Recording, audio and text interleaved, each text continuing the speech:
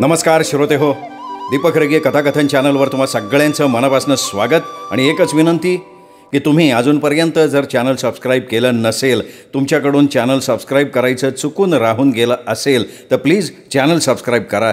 शेजारी घंटीचं चिन्ह आहे, बेल आयकन ते प्रेस करा. मित्रांनो, तुम्ही ऐकतोय आखाड बळी ही सोपान खुडे यांची प्रफुल्लता प्रकाशननं प्रकाशित केलेली कादंबरी. आणि आज या आखाड बळी कादंबरीचा शेवटचा अर्थात भाग 10वा. सकाळचे 10 वाजले असतील. चिखलगावाहून चालत चालत रघु मांगवाड्याजवळ आला होता. दारापुढे माणसांची गर्दी जमली होती. एका बाजूला पोलिसांची गाडी उभी होती. रघुच्या काळजात धस्स झालं. पाय उचलून झपाट्यानं तो घरापुढे आला आणि समोरचं दृश्य बघून त्याचा हातपायच लटपटलं. रत्नाच्या हातात पोलिसांनी बेड्या ठोकल्या होत्या. मरीबा हात जोडून पोलिसांपुढे गयावया करत होता आणि पोलीस त्याला निर्दयपणे मागे ढकलत होते. किंचाळल्यासारखा रघु मोठ्यानं ओरडला, "काय केलंस ग रत्ने?" पोलिसांबरोबर चालता चालता रत्ना रघुजवळ थांबली. निर्विकार चेहऱ्यानं म्हणाली, "मी काय बिवाउग केलं नाही. माझी आबरू घ्यायला निघालेल्या हैवानाचा जीव घेतलाय मी. संग्रामचा खून केलाय. आंड पिरगळून मारला त्याला, पण आबरूला धक्का नाही लागू दिला. आणि हे समज तुमच्या देवीसमोर देवळात घडलंय. पण तुमच्या छिनाल देवीनं त्याला काय बी केलं नाही. तुमच्या देवीला मी जित्ती ठेवली नाही. फार चेंदा मेंदा करून टाकला तिचा. आता हात जोडून तुम्हाला एकच विनंती करते की तिथं देवीची दुसरी मूर्ती आणून बसवू नका." पोलिसांनी ओढून तिला गाडीत बसवलं. धुरळा उडवत गाडी निघून गेली. रघु मात्र गाडी गेलेल्या दिशेला बघत खांबासारखा उभा होता. मध्यरात्र झाली होती. सगळं गाव सामसूम झालं होतं. मध्येच काही कुत्री मोठ्यानं भेसूर विव्हळून भयानकता निर्माण करत होती. टिटवीलाही झोप आलेली नव्हती. तीही कारण नसताना ओरडत होती. रातकिड्यांची किरकिर चालू होती. मध्येच जोराचा वारा येत होता. झाडाझुडपांना यडबाडून टाकत होता. झाडांच्या फांद्या करा करा वाजत होत्या. सगळा मांगवाडा निपचित पडला होता. भिंतीला टेकून रघु विचार करत बसला होता. मरीबा सुद्धा अजून जागाच होता. "रघु, अरे रघु, अरे किती वेळ जागा राहणार आहेस बाबा? झोप की आता. निमी रात होऊन गेली. काय बी येडा वाकडा विचार करू नको. अरे आई मरी माता आपलं सगळं निभावून येईल बघ." आप्पा त्या मरी आईनं आपल्याला मरणाच्या दारात उभं केलंय, तरी बी अजून तिचंच नाव घेतोय तू. अरे बाबा रघु, तिच्याशिवाय आपल्याला कोणाचा आधार आहे का? आप्पा काय कल्याण केलं रे तिने? काय कल्याण केलं मरी आईने सांग ना. एक तरी दिवस सुखाचा गेलाय का? मी देवीचा भगत, तिचा पोतराज, पण गावातल्या टावाळ पोरांनी माझी टिंगल टावाळी केली. हिजडा 7:45 म्हणून मला हिनवलं. मरी आईने काय वाकडं केलं त्यांचं? माझ्याबरोबरची पोरं शिकली, डॉक्टर, वकील, इंजिनियर झाली. शेरगावच्या ठिकाणी बंगला बांधून राहायला लागली. 4 चाकी गाड्यातनं फिरायला लागली. मी मातूर का केलं झोळी अडकून दारोदारी फिरतोय. आप्पा शाळेत माझा नेहमी पहिला नंबर असायचा. जी पोरं आता डॉक्टर झाल्यात, वकील झाल्यात, त्यांच्यापेक्षा मी हुशार होतो. पण मरी आईच्या नादानं मी माझी काय दशा करून घेतली आप्पा. अरे माझ्याच वर्गातली पोरं सुटाबुटात फिरतात आणि मी आभरणाच्या चिंध्या अंगाभोवती गोंडाळतोय. कुडामेडीच्या गळक्या छापरात तुझं आयुष्य कडलं आलं, माझं आयुष्य ह्यातच संपलं. जलंभर आईची सेवा करायचा वासा घेतलाय मी. माझा अख्खा देह मदान म्हणून तिच्या पायी अर्पण केलाय. पण त्या आईने माझ्या पादरात काय टाकलं? काय दिलं काय मला? मनाच्या चिंध्या करणारी मानहानी, ह्याटाळणी, तिरस्कार, 4 घरचं शिळं तुकडं आणि लाचारीचं जगणं. अरे आप्पा शिकलो असतो तर गाद्या गिरद्यावर लोळत पडलो असतो की. मानानं सन्मानानं जीनं जगलो असतो. धर्माप्पाच्या वाट्यात जायचं कबूल केलं तरी बी आरिष्ट टळलं नाही. अप्पा आईच्या नादानं समदे आयुष्याची संसाराची माती झाली, माती. रत्नानं स्वतःच्या आबरूसाठी संग्रामचा खून केला, तो बी देवळात. आता देवी पुढं दिवा लावायला गेलती ती, हे चुकलं का तिचं? मग देवीने हे सगळं रामायण का घडू दिलं? अप्पा ह्या समद्या गोष्टीचा हिस्सा बराबर झाला पाहिजे. अजून आपल्या मागचा भोग संपला नाही आणि संपणार बी नाही. आप्पा पाटील आपल्याला गावात सुखानं जगू देणार नाही. रत्न सुटून आली तरी त्याचा आनंद आपल्याला तो मिळू देणार नाही. आज ना उद्या आपल्याला हे गाव सोडून जावंच लागणार. आणि तेव्हा मरी आई झोपल्यालीच असणार. ही देवी जिती जागती आहे, गोरगरिबांचं कल्याण करणारी आहे, समद खोट आहे ते. पहाटे पहाटे मरीबाला डोळा लागला होता. रघु जागाच होता. मनाशी काहीतरी विचार करून झटका आल्यासारखा उठला. देव्हाऱ्या पुढे येऊन उभा राहिला. वटारलेल्या डोळ्यानं मरी आई त्याच्याकडे बघत होती. घरात घडलेल्या बऱ्या वाईट गोष्टींचा तिच्यावर कसलाही परिणाम झालेला नव्हता.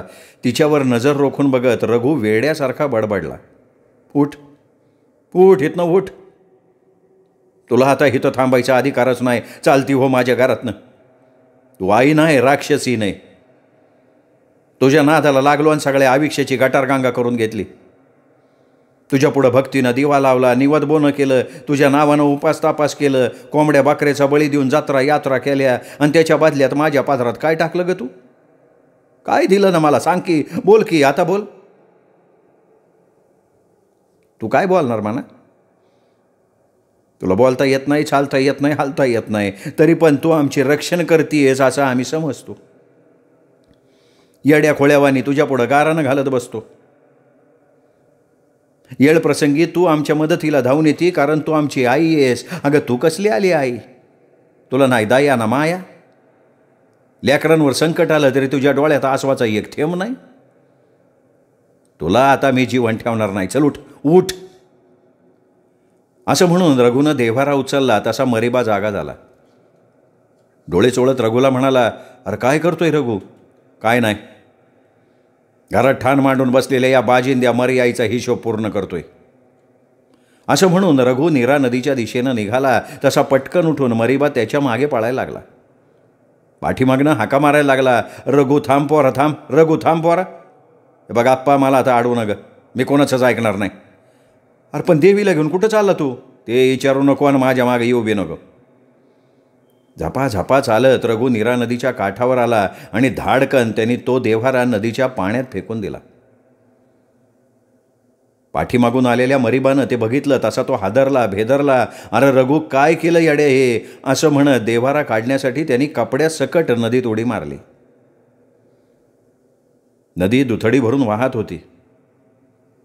मरीबानं पाण्यात बुडी मारली. वरनं पाण्याचा लोंढा आला. त्या लोंढ्याबरोबर मरीबा वाहत गेला. काठावर उभ्या असलेल्या रघुनं खच्चून हाक मारली, आप्पा. त्या हाकेनं पहाटेचा अंधार थरारला, रोमांचित झाला. बराच वेळ रघु मरीबाची वाट बघत उभा राहिला, पण मरीबा काही आला नाही. आणि आता तो परत येणार सुद्धा नव्हता. काळजावर दगड ठेवून दुःखी कष्टी मनानं रघु घरी परत आला. उदास भकास घराला मसणवाट्याची कळा आली होती. गुडघ्यात मान घालून रघु हुंदके देत रडायला लागला. थोड्या वेळानं त्यांनी स्वतःला सावरलं. बाहेर अजून अंधारच होता. काळजाच्या कळा त्याच्या डोळ्यात अश्रू आणत होत्या. अश्रूंना आवर घालणं त्याला अवघड जात होतं. सगळा भूतकाळ त्याच्या मनात गिरक्या घेत होता, मेंदूला धक्के देत होता. मोठ्या कष्टानं त्याने दुःख आवरलं. दुःखाची जागा आता रागाने घेतली होती. डोळ्यात रागाची धग उतरली होती. मस्तक रागानं पेटलं होतं. रागारागाने त्यांनी पोतराजाचा साज शृंगार केला. खांद्यावर कोरडा घेतला, हातात हलगी घेतली आणि पहाटेच्या अंधारात चालत चालत तो धर्माप्पाच्या दारात येऊन उभा राहिला. हलगी वाजवून गायला लागला, माझ्या ग मरीचा चहू मुलखी दरारा, सारी दुनिया कापते थरा थरा. भल्या भल्याना आलाय तिचा अनुभव, चुकल त्याचा घेती या जीवू, चुकल त्याचा घेती या जीवू. धर्माप्पानं रागारागानं धाडकन दार उघडलं. हो नाही रे तू रघु, राग्या काय टाळका बिरका फिरलं काय तुझं? उजाडायच्या आधी मदान मागायला लागला वय तू. रघुचं हलगी वाजवणं चालूच होतं. बंद कर की याड झाव्या, याड लागल्यागत काय वाजवतो का? घेतलेले अजून उतरले नाही तुझे. धर्माप्पा मला तुझं मदान पाहिजे, देवीले कडक आहे. असं म्हणत पायातल्या वाक्या वाजवत रघु नाचायला लागला. नाचता नाचता त्यांनी कोरडा हातात घेतला आणि सपकन धर्माप्पाच्या उघड्या अंगावर हाणला. अरे रघु, काय करतो तू असं? रघुनं पुन्हा कोरड्याचा फटका हाणला. धर्माप्पा कळवळला. धर्माप्पा, कुठं आहे तुझी मरी आई? बोलव की तिला. तिने लय कल्याण केलंय तुझं, माझं, जगाचं. धर्माप्पा, आखाडात तू माझं कारण केलं, बकऱ्याचा बळी दिला, त्याचबरोबर माझा बी बळी दिला तू. अरे जितेपणी मरण भोगलंय मी. तू माझ्या आयुष्याचा सत्यानाश केला, तुला मी आता जित्ता नाही सोडणार. असं म्हणून रघु कोरड्याचे फटाफट फटके त्याला मारायला लागला. तसा घाबरून धर्माप्पा पाळायला लागला. पळतोस कुठं आता, असं म्हणत रघु त्याच्या मागे पळायला लागला. पळता पळता धर्माप्पा अंधारात गडप्प झाला. कुठे गेला कळलंच नाही. भुईत गेला का ढागात.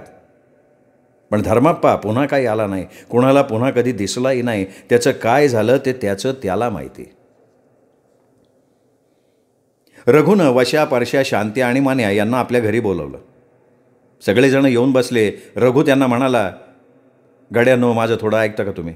बोल ना. तुम्ही तर बघताय माझी कशी चित्तरकथा झाली. अशी अवस्था तुमच्यापैकी कोणाची होऊ नये असं मला वाटते. केवळ पोतराजकीमुळं माझ्या आयुष्याचं झालंय मातेर. तेव्हा माझं असं म्हणणं आहे का, बोलू का पुढं? अरे बोल की. माझं म्हणणं असं आहे का आपण सगळ्यांनी पोतराजकी सोडायची. अक्षय माझ्या मनातलं बोलला. सोडू आपण पोतराजकी. आईला पोतराजकीमुळं माझं लगीन होईना. शांत्या, मान्या, तुम्हाला काय वाटते? मी बाला विचारून सांगतो. अरे बाला काय विचारायचे? जुन्या बुरसटलेल्या विचाराचं आपलं बाप परवानगी देतील का सरळ? अरे मग त्यांच्या परस्पर? त्यांच्या परस्पर करायला पाहिजे. अरे पण पटणार नाही त्यांना. नको पटू दे. नाही पटलं तर काय करणार ते? रागावते आला, बोलते आला, याच्या परीस काय करणार? जीव तर नाही घेणार ना आपला. काय परसू, तुझं काय म्हणणं आहे? माझं काय दुसरं म्हणणं असणार? तुम्ही म्हणाल ते मान्य मला.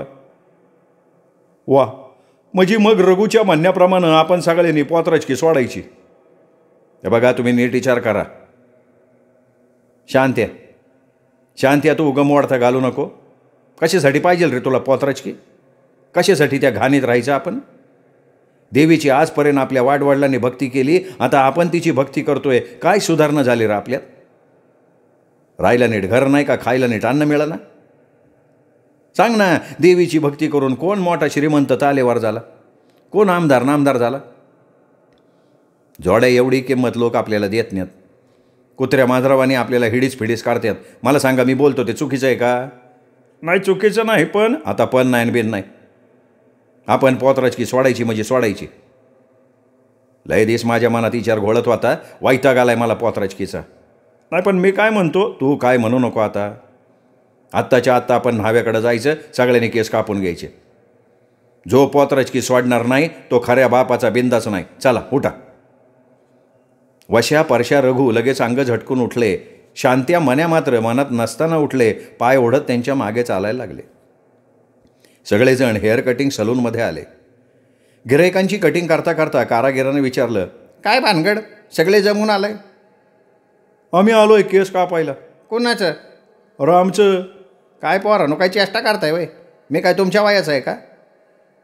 हे बघ, शिवांना चेष्टा करत नाही, खरं म्हणतोय. आम्ही पोतराजकी सोडायचं ठरवलंय.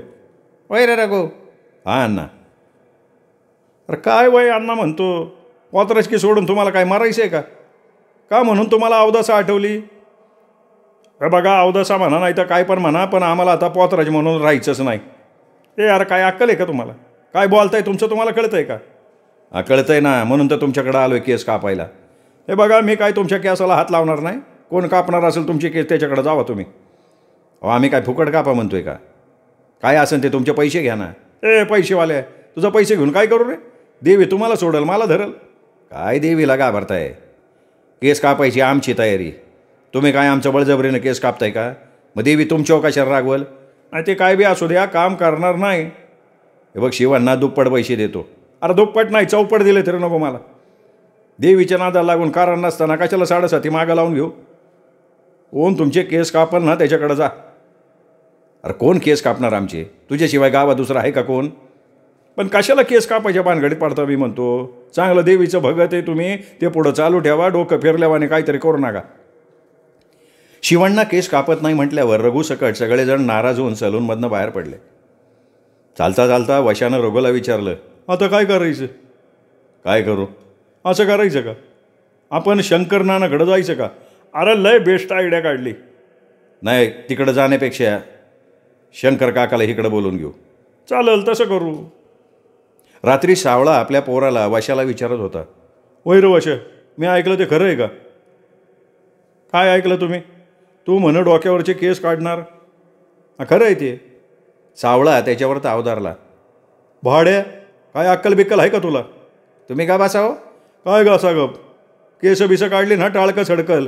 म्हणे टाळकं सडकन. काय मस्ती आली का रे तुला? माझ्यावर गोरखतोय. बाप आहे तुझा. मी सांगितलं होतं का माझा बाप व्हायला? आगावपणाचं बोलू नका, जी भासडल मी. कशाला तोंडाची बाप घालवताय? ग बासा की. अरे त्या राग्याच्या नादाला लागशीन तर वाटोळं करून घेशीन. मग आता पतूर काय कल्याण झालं माझं? काय कमी पडलं तुला आतापर्यंत? देवीच्या नावानं सुखानं जगतोय ना. मग काय तर काय थोडं सुख दिलं वय तुमच्या देवीने? यकोडा मेटीचा राजवाडा बापजाद्यापासून सावली देतोय. 12 गावचं वतन मिळतोय आपल्याला भीक मागायला. घराघरातलं शिळं पाकं देण्याचा कोणालाही नसलेला मान आपल्याला भेटलाय. राजावानी रुबाब आहे की आपला. बा झाला, लय ज्ञानी असल्यागत बोलू नको. का बोलू नको सांगा? आजपर्यंत बसलो गप, आता नाही बसणार. नि पोतराज हे म्हणून मला कोणी बायको देईना. किती दिवस राहो मी असं माळावरच्या म्हसोबागत? माझ्याबरोबरच्या पोरांना 2-2, 3-3 पोरं झाली. मी अजून तसंच माळावरच्या दगडागत. काय विचार करताय का नाही? आता मात्र सावळाला काय बोलावं ते सुचेना. थोड्या वेळानं समजुतीच्या सुरात तो म्हणाला, अरे आईची कृपा झाली तर एका झटक्यात लगीन जमल. नका सांगू आईचं थोरपण. मी पोतराज केस वाढणार म्हणजे वाढणार. खर तुला काय करायचं ते, पण आईचं कोपलंय वांगाळे लक्षात ठेव. असू द्या, असू द्या, तसलं भ्या मला दाखवायचं नाही आता. रघुच्या दारात माणसांची गर्दी जमली होती. जमलेली माणसं भांबावल्यागत झाली होती. आकरितानं तोंड वासून रघुकडे आणि शंकरकडे बघत होती. शंकर रघुचे केस कापत होता. रघु कसलीही हालचाल न करता शांत बसला होता.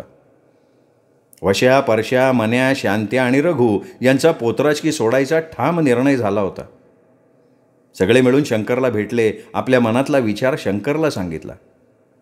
शंकरने त्यांचं अभिनंदन केलं, शाबासकी दिली आणि तालुक्याच्या ठिकाणी केस कापण्याऐवजी गावामध्ये मांगवाड्यात तो कार्यक्रम करण्याचं ठरवलं. त्यासाठी मुद्दाम देवीचा वार मंगळवार निवडला आणि शिवाय त्या दिवशी अमावास्यासुद्धा होती. ठरल्याप्रमाणे शंकर आपल्या कार्यकर्त्यांसकट मांगवाड्यात आला होता. रत्नासुद्धा या कार्यक्रमाला हजर होती. रघुनं आपली परवड कथा ज्यावेळी शंकरला सांगितली तेव्हा त्यांनी नाना प्रकारच्या लटपटी खटपटी करून जामिनावर रत्नाला सोडवून आणलं होतं. आपल्या नवऱ्याची रूढी परंपरेच्या जोखडातनं सुटका होतीये हे बघताना रत्नाचा ऊर आनंदानं भरून आला होता. शंकरचं हे कृत्य मात्र सावळा, कचरू, जागण्या या पोतराजांना पसंत पडलं नव्हतं. गर्दीतनं पुढं येत सावळानं शंकरचा हात धरला आणि म्हणाला, शंकर लय बियाडेगत करू नको, बंद कर, चांगलं नाही हे. सावळा नाना, काय चांगलं काय वाईट तुम्हालाच कळत नाही आहे. तुमचं वय वाढलं आहे पण अक्कल नाही वाढली. अरे माझ्या जन्माला आल्यागत शहाणपणा शिकवतोय तू. मी जिथं आहे तवर तुझे हे थेर मांगवाड्यात चालू देणार नाही. सावळा नाना, देवीच्या नावाने किती दिवस भीक मागत हिंडणार? ते आमचं आम्ही बघू, तू कशाला पडतो त्याच्यात? मग मी काय माझे भाईबंद भीक मागतात हे बघून टाळे वाजवू? तुला मी बऱ्या बोलानं सांगतोय, तू ह्या पोरांच्या केसाला धक्का नाही लावायचा. सावळा नाना, मी ह्या पोरांचे केस कापणारच आहे, पण तुमचे सुद्धा कापणार आहे. अरे आमचे केस कापणार तू कोण? तसा शंकरनं कार्यकर्त्यांना आदेश दिला. सावळा नानाला धरा, त्याचे केस कापा. त्या कचरू काकाला, जगन काकालाही पकडा. शंकरनं सांगताच कार्यकर्त्यांनी तिघांना पकडलं. तसे ते मोठ्याने आरडाओरड करायला लागले. कार्यकर्त्यांना शिव्याशाप द्यायला लागले, देवीची भीती घालायला लागले. पण कार्यकर्त्यांना त्याचं काही वाटलं नाही. त्यांनी त्या तिघांच्याही डोक्यावरचे केस काढले. कार्यकर्त्यांच्या आणि शंकरच्या नावानं शंख करत ते आपापल्या घरी निघून गेले. रघुचे केस काढल्यानंतर शंकरनं वश्या, परशा, मन्या, शांत्या यांचीही डोकी भादरली. शंकरच्या सांगण्यानुसार सगळ्यांनी आपापल्या घरी जाऊन आभरण, कोरडा, हलगी सगळं घेऊन आले. शंकरनं आभरणाचा ढीग रचला, त्यावर हलग्या ठेवल्या, त्यावर कोरडे ठेवले आणि काडी ओढून त्याला आग लावली. अंधश्रद्धेला मूठ माती देऊन टाकली. जळणाऱ्या हलगी आभरणाकडे बघत सगळ्यांनी आनंद व्यक्त केला. सगळेजण मोठ्या उत्साहानं घोषणा द्यायला लागले. महात्मा फुलेंचा विजय असो, डॉक्टर बाबासाहेब आंबेडकरांचा विजय असो, अण्णाभाऊ साठ्यांचा विजय असो. कार्यकर्त्यांबरोबर रघु, वश्या, परशा, मन्या, शांत्या यांनी घोषणा देऊन सगळा परिसर दणाणून सोडला.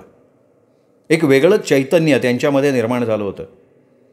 आपल्या गावात आता एकही पोतराज शिल्लक राहिलेला नाही आणि यापुढे एकही पोतराज निर्माण होणार नाही याचा शंकरला मनस्वी आनंद झाला होता.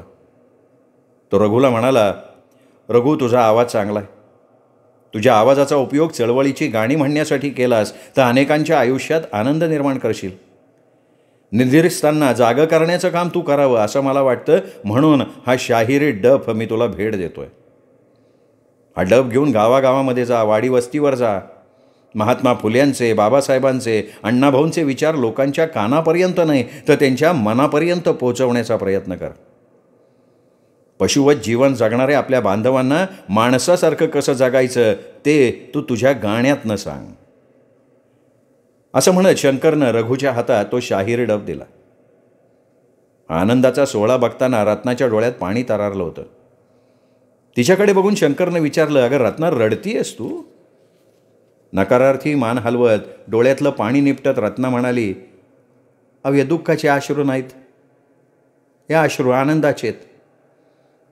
लग्न झाल्यापासून ह्या दिवसाची वाट बघत होते, आज दिस उगवला यो. आमुषेच्या दिवशी उजेडाची वाट दिसली. लय आनंद होतोय मला, लय लय म्हणजे मनाचं लय समाधान झालं. डोळ्याचं पारणंच पेटलं बघा. आज जगाला घसा फाटेपर्यंत वरडून अभिमानानं ताट मरून करून सांगल की माझा नवरा पोतराज नाही, मी पोतराजाची बायको नाही. आणि उद्या माझ्या पोटी जन्माला येणारा पोरगा तो बी पोतराज होणार नाही. तो डॉक्टर होईल, इंजिनियर होईल, वकील होईल. नशिबानं साथ दिली तर आमदार, नामदार, खासदार बी होईल. लय मोठा होईल, लय मोठा. बोलता बोलता तिचा कंठ दाटून आला होता. डोळे पाण्यानं डबडबले होते. आता मात्र रडू आवरणं कठीण झालं होतं. रघुच्या गळ्यात पडून ती खरोखर ओक्साबोक्षी रडायला लागली. रघुचे डोळेसुद्धा पाझरले होते. मरियाईच्या मंदिराच्या ठिकाणी आता अण्णाभाऊ साठे ग्रंथालय उभं राहिलंय. मरियाई पुढचा दिवा आता विझलाय. तिथे आता ज्ञानाचा दिवा लागलाय. महात्मा फुले, बाबासाहेब आंबेडकर, अण्णाभाऊ साठे यांच्या पुस्तकांबरोबर जगातल्या विचारवंतांच्या, बुद्धिवंतांच्या ग्रंथांचं पारायण तिथे सुरू झालंय. रूढी परंपरेची पाळंमुळं खणून काढणाऱ्या आणि माणसाला खऱ्या अर्थानं माणूस घडवणाऱ्या उद्बोधन, प्रबोधनाच्या चर्चा तिथे झडायला लागल्यात. जे आरत्या धुपारत्या म्हणत होते तेच आता चळवळीची, क्रांतीची गाणी गात आहेत. परशा, वशा, मन्या, शांत्या यांना बरोबर घेऊन रघु आता गावोगावी फिरतोय. वाड्या वस्त्यावर त्याच्या डफाचा आवाज घुमतोय. डफावर थाप मारून तो खड्या आवाजात गातोय, गुलामगिरीच्या या चिखलात ऋतून बसला का ऐरावत. गुलामगिरीच्या या चिखलात ऋतून बसला का ऐरावत. अंग झाडून निघ बाहेरी हे बिनीवरती धाव. जगबदल घालून घाव. गेले सांगून मला भीमराव. गेले सांगून मला भीमराव. श्रोतेमित्र हो, आखाड बळी ही सोपान खुडे यांची कादंबरी इथे संपली. ही कादंबरी तुम्हाला कशी वाटली हे कमेंटमध्ये लिहून कळवा. ही कादंबरी संपूर्ण आपल्या मित्रपरिवारात, नातेवाईकात शेअर करायला काहीही हरकत नाही. आणि हो, माझ्या वतीने तुमच्या मित्रपरिवाराला, नातेवाईकांना चॅनल सबस्क्राईब करायची विनंती मात्र नक्की करा. पुन्हा भेटूयात अशाच वेगळ्या कादंबरीसह पुन्हा एकदा. तोपर्यंत नमस्कार मित्रो.